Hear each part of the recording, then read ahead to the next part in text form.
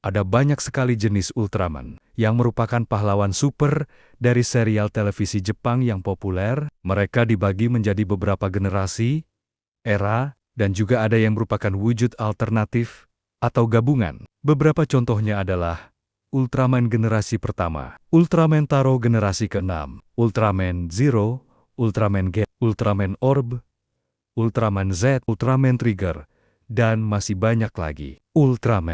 Ultraman pertama muncul dalam serial Ultraman tahun ke-1966.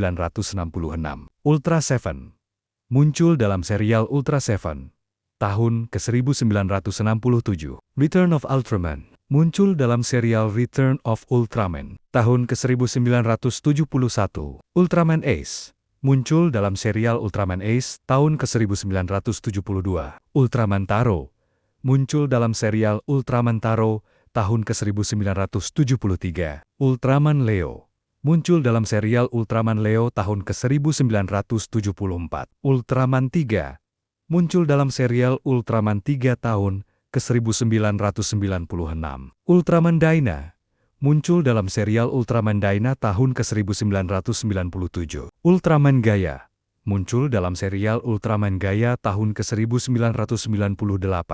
Ultraman Cosmos muncul dalam serial Ultraman Cosmos tahun ke-2001. Ultraman Nexus muncul dalam serial Ultraman Nexus tahun ke-2004. Ultraman Max muncul dalam serial Ultraman Max tahun ke-2005. Ultraman Mebius muncul dalam serial Ultraman Mebius tahun ke-2006. Ultraman Ginga muncul dalam serial Ultraman Ginga tahun ke-2013.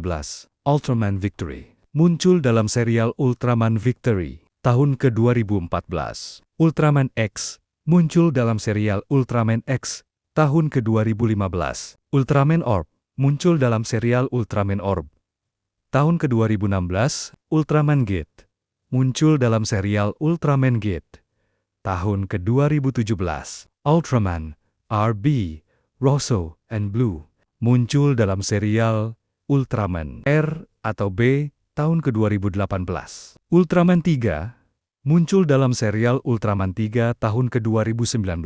Ultraman Z muncul dalam serial Ultraman Z tahun ke-2020.